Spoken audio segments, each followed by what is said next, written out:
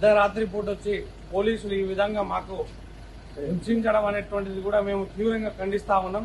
ఎందుకంటే ఈరోజు రాహుల్ గాంధీ గారు తెలంగాణకు రావడం అనేటువంటిది, రాహుల్ గాంధీ గారు ముందుగా ఏదైతే మాకు హామీ ఇచ్చారో ఆ యొక్క హామీలను నెరవేర్చిన తర్వాతనే తెలంగాణకు రావాలి.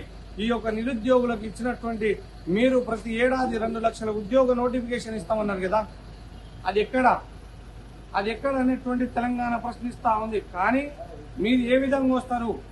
ఏ ఒక్క నోటిఫికేషన్ 2 సంవత్సరాలు అయింది కానీ ఒక్క నోటిఫికేషన్ అనేటువంటిది మీరు ఇవ్వలేదు. అదేవిధంగా నిరుద్యోగ వృత్తి అన్నారు, నిరుద్యోగ వృత్తి ఇవ్వలేదు. ఈ యొక్క చిక్కడపల్లి లైబ్రరీలో కావచ్చు, యశోక్ నగర్ లో కావచ్చు, అర్ధరాత్రి అరెస్టులు ఏంది? మీరు వస్తే మీరేమన్నా రాజులా ఏమన్నా మా తెలంగాణకి? ఇది తగదనేటువంటి చెప్తా ఉన్నాను. మీరు ఎక్కడైతే ఉంటారో ఆడికి ఖచ్చితంగా వస్తాం బిడ్డ.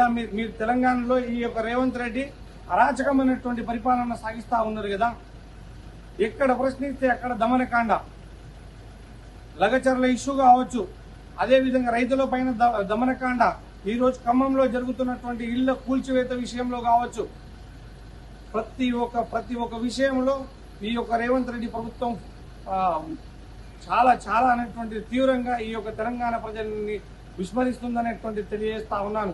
మీరు ఏదైతే 6 గ్యారంటీలు ఇచ్చారో ఏ ఒక్క గ్యారంటీని కూడా అమలు చేయలేదు కదా. ప్రతి ఒక్క గ్యారంటీని అమలు చేసిన తర్వాతనే తెలంగాణలో మీరు అడుగు పెట్టాలనేటువంటి తెలియజేస్తా ఉన్నా. అదేవిధంగా ఈ అర్ధరాత్రి పూట నిరుద్యోగులను ఒక ఉగ్రవాదులుగా చూస్తున్నారు కదా.